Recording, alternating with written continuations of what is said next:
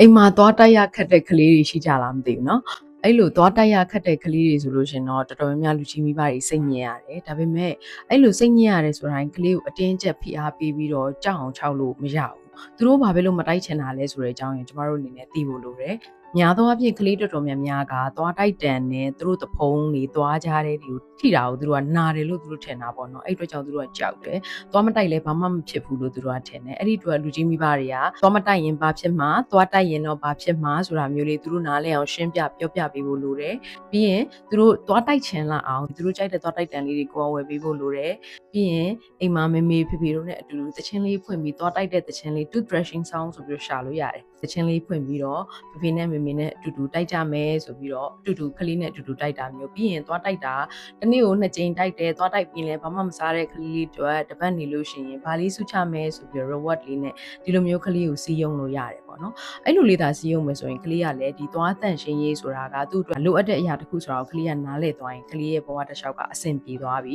ဒါပေမဲ့ကိုကအတင်းကျပ်ကြီးဖိအားသွားပြီးလို့ရှိရင်ကလေးကကြောက်ပြီးတော့ဟိုတောင်မှမတိုက်ဘူးဖြစ်သွားလိမ့်မယ်တကယ်လို့သွားတိုက်ရတာသူကကြောက်သွားလေသူ့ရဲ့သွားတွေကတဘောလုံးစာ